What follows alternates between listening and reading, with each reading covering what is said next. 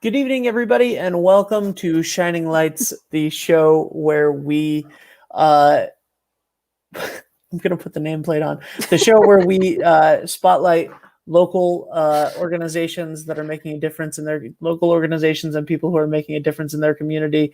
My name is Ben Barber, and this is my sidekick, Mimi. Well, it's my co-host Jacqueline and her sidekick Mimi. And I like that you already had your nameplate as that was from yesterday. yeah, I love it. So I'm really excited. Our guest today is somebody that I have gotten to know very well for the last few months, and she has done a spectacular job with her organization and just a bunch of good work. And I can't wait to introduce her in a second. Jackie, you just got to meet her officially for the first time, and I was on a phone call, and by the time I got back to here, you guys already became like old friends. So that's great, and it speaks to the magic that this woman brings to her community every single day. So I can't wait to introduce her to all of you, and of course we are also on her page. So hello to everybody watching us there, ladies and gentlemen. Dub Burton from RI Elder Info. Hi, Deb. Hi, how are you guys? Thank you for having me.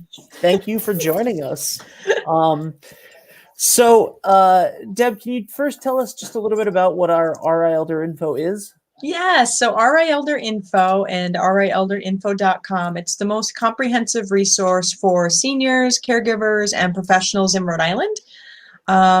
It was put together after I saw this need for people to receive, have access to information that will help them to age independently. It answers questions that people don't even realize that they need to ask. It's been externally validated for ease of use, ease of navigation. It's for seniors, caregivers, professionals, anybody who's looking for information on how to age independently. It's based on or structured on the 8 domains of aging in place, which are housing and healthcare, housing, legal and financial considerations, activities for older adults, government agencies, and advocacy.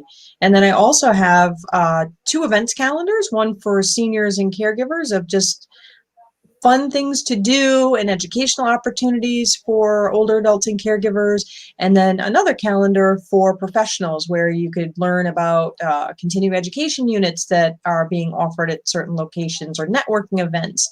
So I'm really trying to get people connected with what they need to be successful in empowering aging.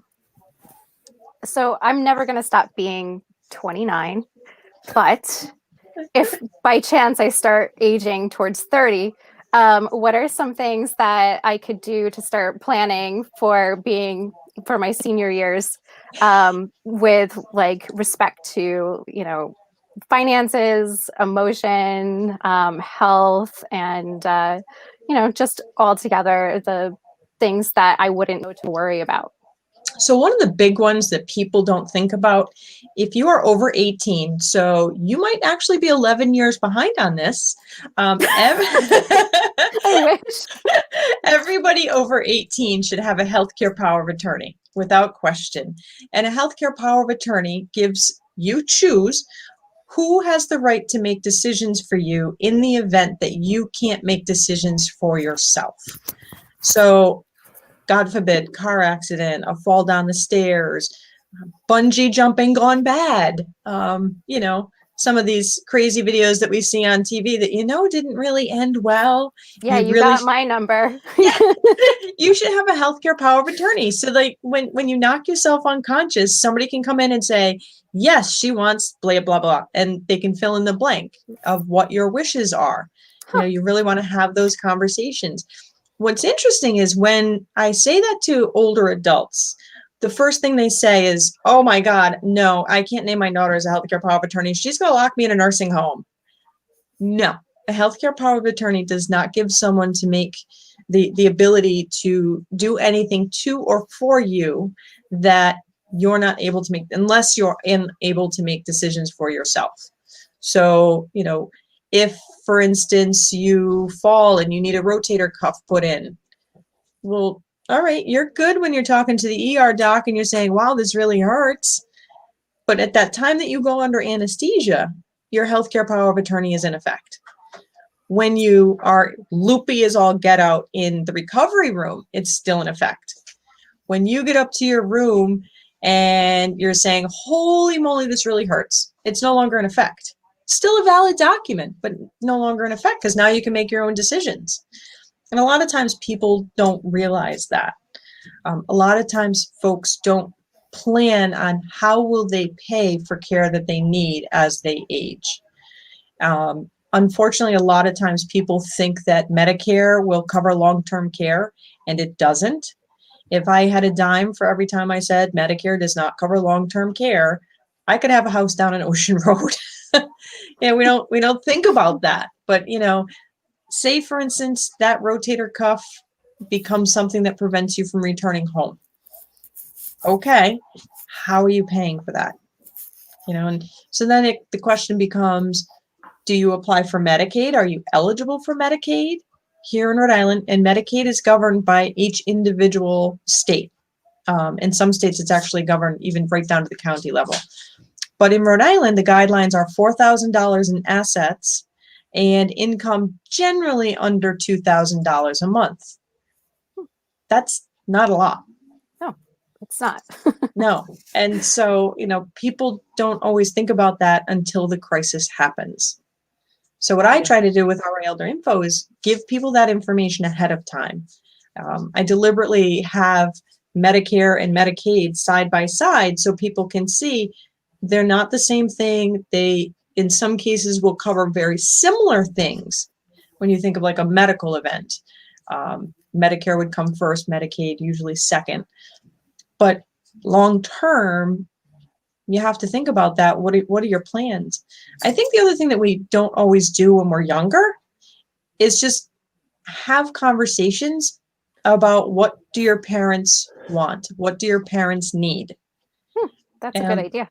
Yeah, and it sounds a little bit maybe crazy, but sometimes the holidays, like Thanksgiving dinner, when everybody is at the table, hopefully after you've eaten, you know, hopefully, this will, like, that's a great idea because you could just drown out all the politic talk.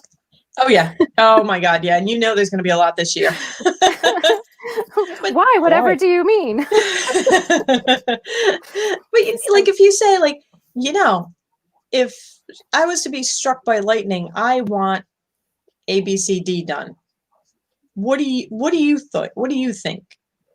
You know, and have that, open up that conversation with yourself versus, hey, mom or dad, what do you want to do if you get sick? Because one of the things that doesn't change as we age, and I really try hard never to refer to an older adult in ways that compares them to children.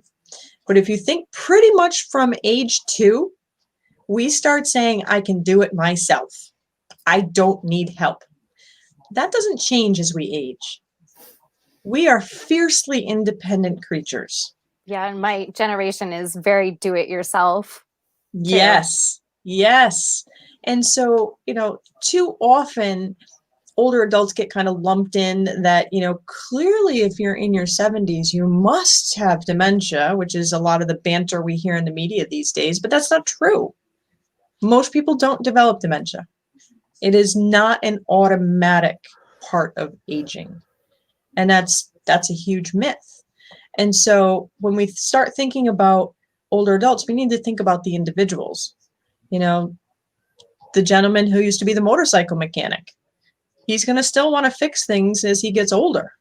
That doesn't change. He's going to want to stay as independent as he can. You know, the woman who was the head of the household and she did all of the cooking for the family on every Sunday dinner. Now you say, oh, sorry, Nana, you're too old. Nana's going to beat you with a spatula. So we have to look at the individuals and see, you know, what do they need? What do they want? But have that conversation. What's important to them? And sometimes the holidays is a great opportunity. you mentioned independence and doing things yourself, which is very attractive to me.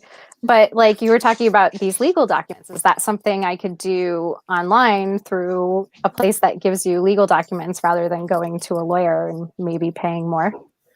Well, there's positives and negatives. So a healthcare power of attorney, I actually do have a link to the Rhode Island healthcare power of attorney on RI Elder Info, and it goes right to the Attorney General's download for the healthcare power of attorney, and it needs to be notarized or two disinterested witnesses.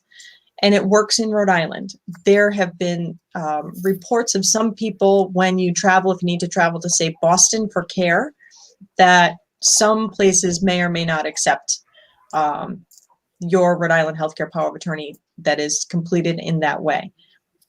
But it's better than not having one.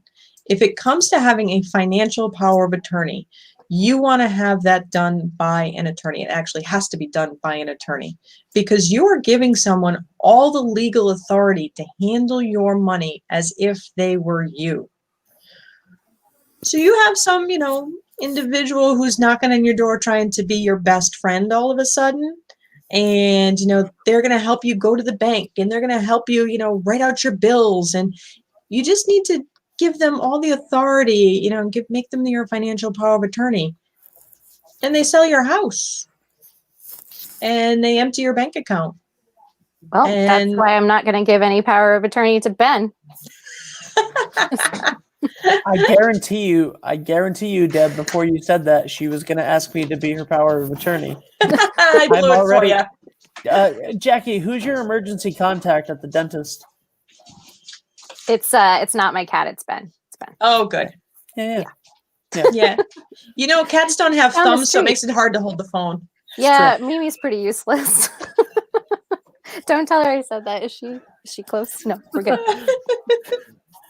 She provides love, as all our fur babies do. She does. Is your puppy still over there by you? She just got fidgety, so I just put her down. She started doing like the little doggy wiggle, like, all right, I'm done with being in your lap now, human.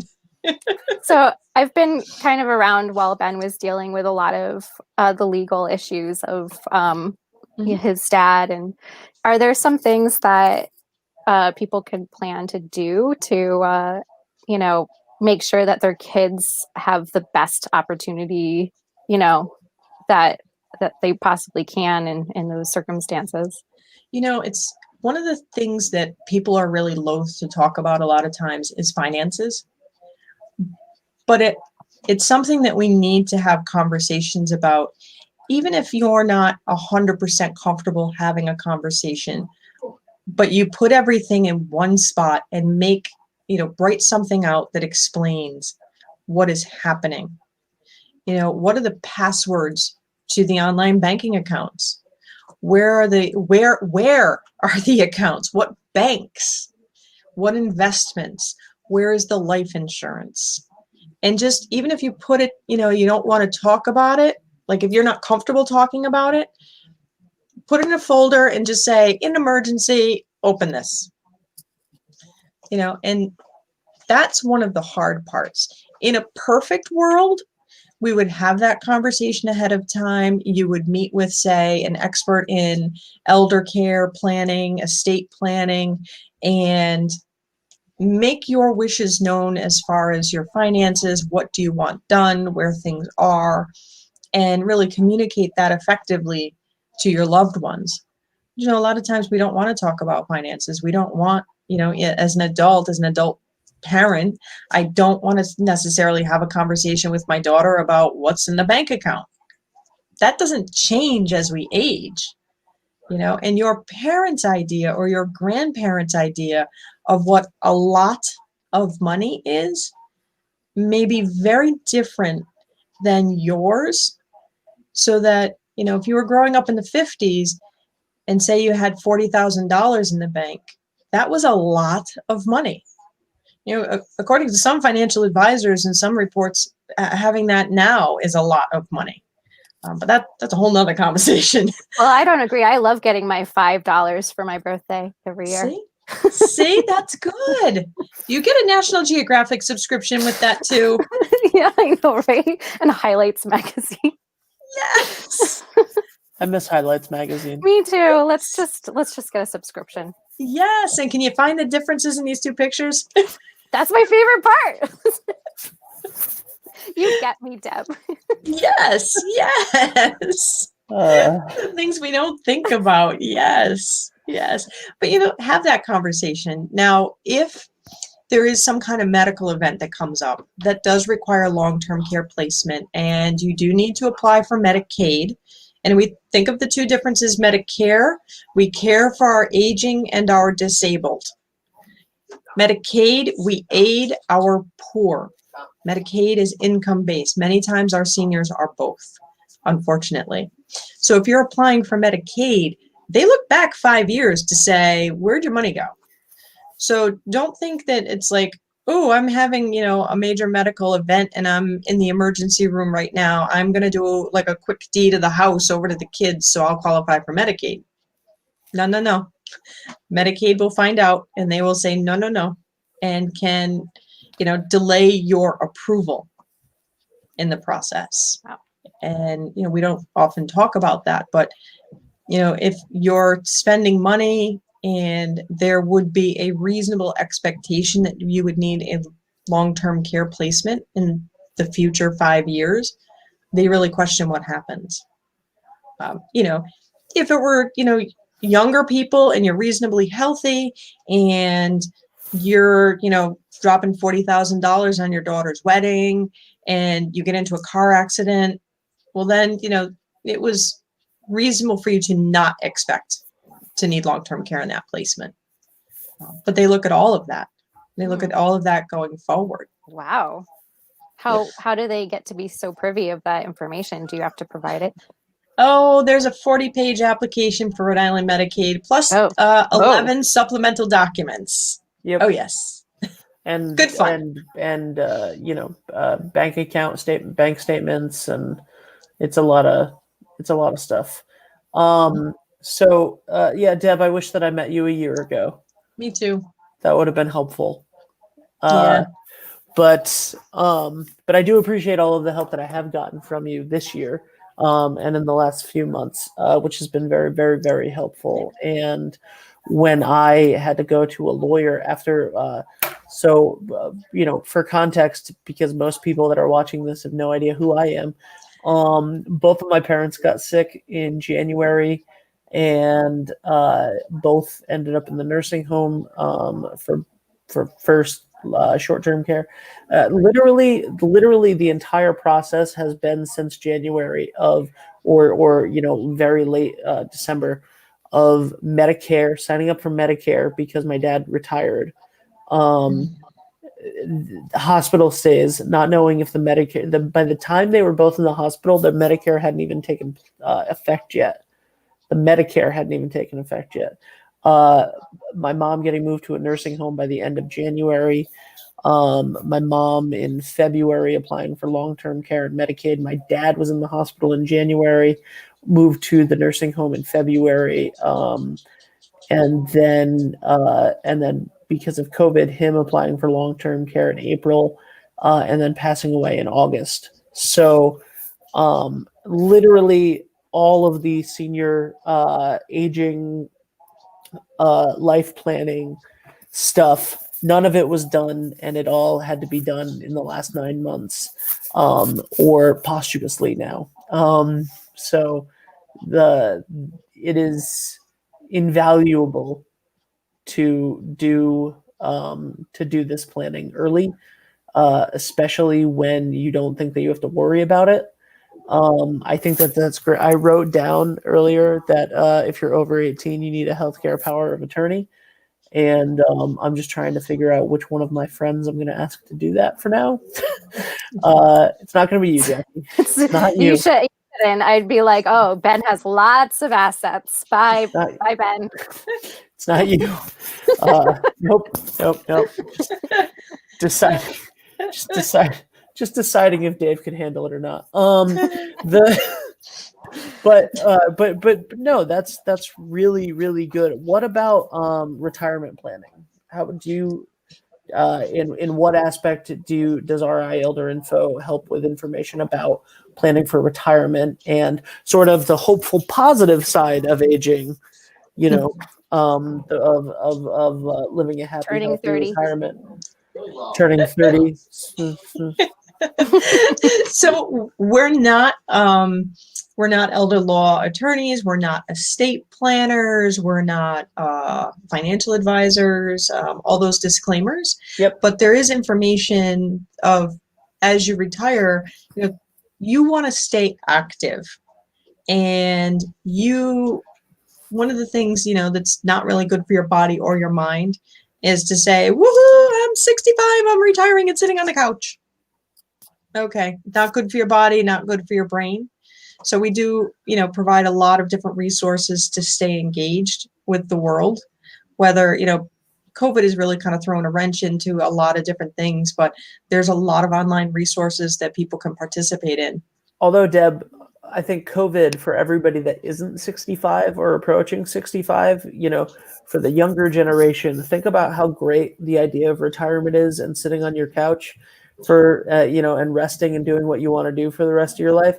And now think about mid-March to mid-April, when you didn't do anything whatsoever, and how terrible it was to just sit on your couch and watch TV, and like how that can't be the rest of your life. If you can help it. So I think this is a great opportunity for all of us to have felt what it was like to not work and not be as active as we wanted to be. And you and I did not have that experience of not working during that time. No, I haven't had I want a day off. Anyway. No, you don't. But you know what? You bring up a really good point, Ben, because, maybe before COVID, you would think, every Sunday you'd go pick up your mom and take her to the grocery store. And it's kind of like, oh my God, it's so hard to get her in and out of the car, and she walks so slow. I'll just go to the grocery store for her and bring her the groceries. But she didn't get out of the house. And that feeling of cooped upness, I'm not sure that's a word. I just made it up. Definitely a word. Definitely. She still wants to get out. So, yes, it's challenging to get out, but it doesn't change the fact that she wants to get out. Things like that we didn't really necessarily think about until it happened. Just like as soon as the president said, we are not able to visit our loved ones in nursing homes. Sadly, in January, a whole lot of people weren't really thinking about visiting their loved ones in nursing homes. And then the president said, you can't visit. And all of a sudden it's like, but now I want to visit. Mm-hmm. I squeaked in right before, by mistake. I had no idea. Yeah. Now facilities are doing the best that they can to arrange for visiting for loved ones. And that's really important for the psychological factor. But, COVID has brought to light so many things. We started paying attention a little bit more to our older neighbors. Maybe asking, I'm going to the grocery store. Do you want me to pick up anything? And as horrible as this virus is, that sense of reaching out to our fellow human beings is a positive that has come out of this. Oh, yes. And it's, that's one of the things I hope stays long after the vaccine, that, we're aware of our older neighbors and, do they need help? Winter's coming. Oh, yeah, that's a really good point. Maybe we could post something as like a reminder to our friends to do that. Yeah, that's really true. And I can't tell you how much easier it is to get in contact with some of the older people in my life because they're willing to do FaceTime and Zoom. So it doesn't matter where they live, that I could actually do that. And I don't have to, travel and go. I could, actually just, stay home with my cell phone, iPad and interact with people I really care about. Yeah. So there were benefits. Yep. I happen to be visiting a friend. She's 98 and had the lovely experience of watching her as the big sister explain to her baby sisters in their 90s how to use Zoom. And I was like, I can help you. And she's like, no, I got this. Yeah. 75% of Rhode Islanders over the age of 65 are online. We don't think about that. There's this myth that older adults don't use the internet, don't use technology, but they do. Oh They no, all of absolutely my do. older friends are all on Facebook. That's how we communicate now, Yep. and that's the only reason I'm still on it is Yeah. because everyone's really comfortable with it, which is great. Yeah. Yep. That is one of the good things about social media and the connection. And if you think about, before, COVID has definitely pushed technology and the utilization So of much. technology like a huge wave. So one of the things that it has enabled is when people, the siblings used to live across the country, they weren't telephone, and then, maybe you can't hear very well. Hmm. And so now it makes it more difficult. Now they can see each other. And how much more rewarding is that? Yeah. When my dad was in the ICU in January, my uncle from North Carolina came up to visit, and before he left, he bought him an iPad. And my dad refused to use it when he got to the nursing home. He refused to use it for a little while, and then uh, when COVID hit, and he was like, "Well, I guess I'm not getting out of here for a while." He took it upon himself to learn how to use it one day, and then every Sunday, they would talk maybe 3 times a year. Him and his brother, very, I mean, close, loved each other very much, Mhm. but just didn't call. They talked on FaceTime every single Sunday from March to August. And they both, those chats every Sunday for a while, really made a huge difference. And it was because they could see each other, and it was just like they were there. You know what I mean? It feels more like hanging out with somebody and visiting than a phone call does. Yeah, And and I it's Exactly. never really nice. yeah, I never wanted to be on FaceTime ever before. When people did that, I was like, why are you doing this to me? Now I'm just like, I have to see you. I have to see a person. Um, Not a segue whatsoever. I Many people who know me know that I really care about the about veterans Mhm. and helping them. Can we talk a little bit about calling all veterans? I'm very excited about that and have offered to help. So Yes, my new best friend. Yes, yes. So You can have her. pre-COVID, pre-COVID, RI Elder Info was planning Calling All Veterans Day. It was going to be huge at URI Ryan Center, 100 information providers. We were expecting hundreds of people to attend, and then COVID happened. So pivoted it to virtual Calling All Veterans Day, and said that I would have it three more times. Held the first Calling All Veterans Day on August 6th. Ben was running the show back stage, and we reached over 5,000 people, which was amazing. So I thought, wow, that was really good. So we're going to hold another one or something similar to Calling All Veterans Day in November. I'm still working on the specific date, and it's going to be more information and resource providers. And then in March, for Women's Month, I am looking at putting together Calling All Veterans Day, the Woman's Warrior event. so excited. I have connections. I'm going to help with that so Yes, much. yes, yes. One of the other things that I'd like to do for the month of November, which I need to get started, well, I've started on, but need to move forward, is I am looking for veterans of World War II who are minorities to hear their stories of what their experiences were like.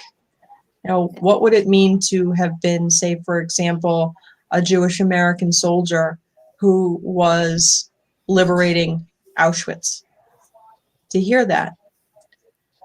So that's one of my goals to put together in the next few weeks, is to really have that conversation with World War II veterans. I think, sadly, our country right now is very divided on many things. And to understand that during World War II, to support the men and women who served, all Americans sacrificed. There was food rationing, there was gas rationing, there was clothing rationing. And now people are fussing over putting on a mask.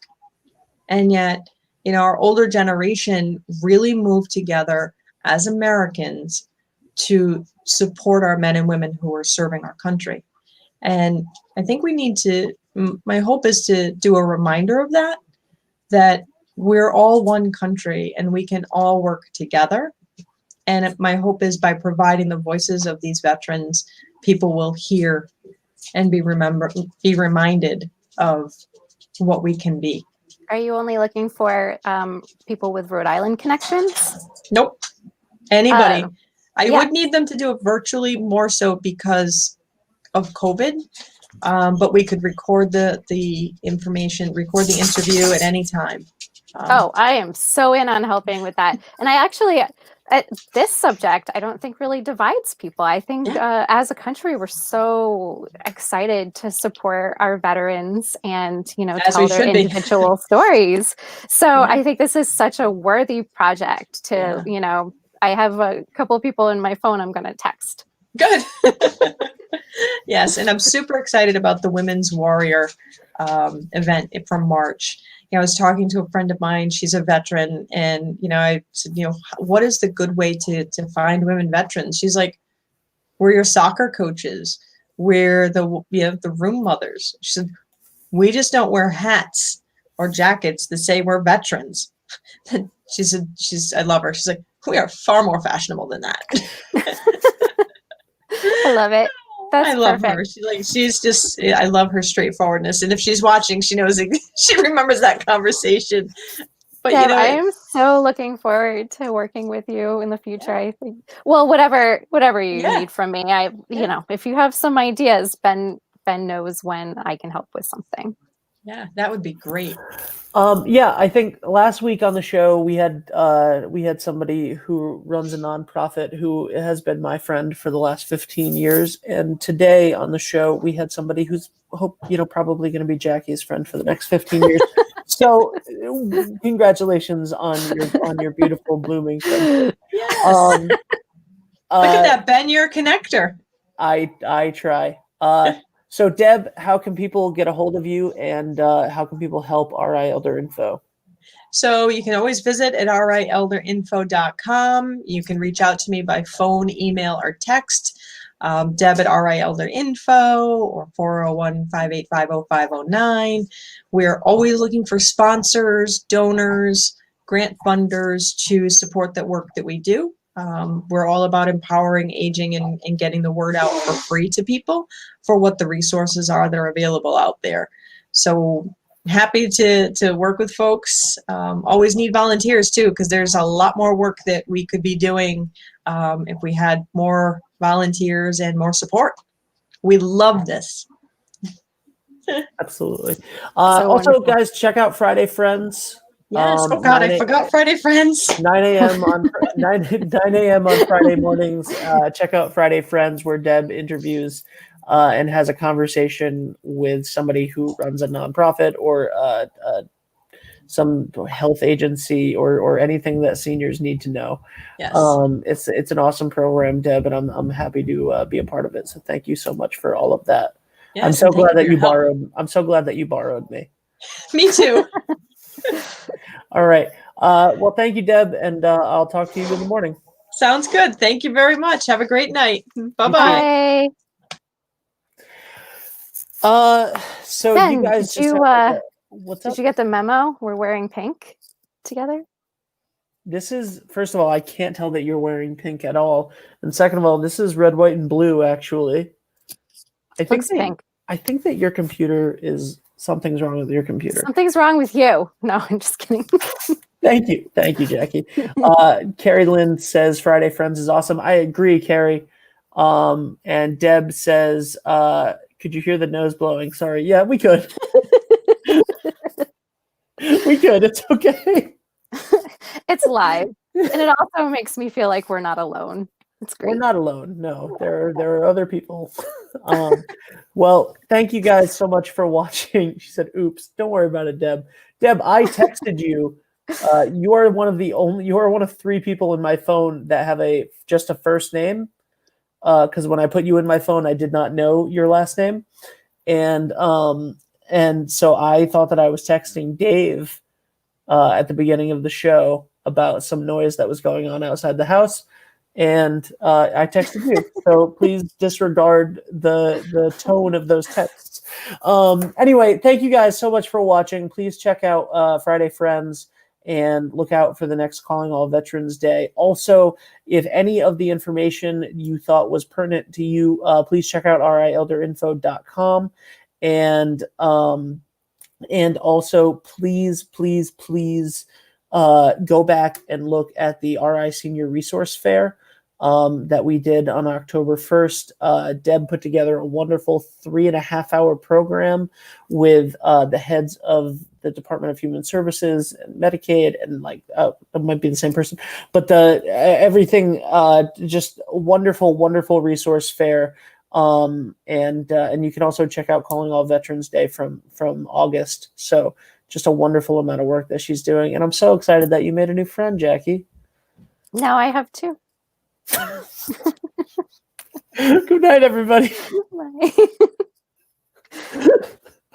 I'm laughing too hard. I can't find the graphic.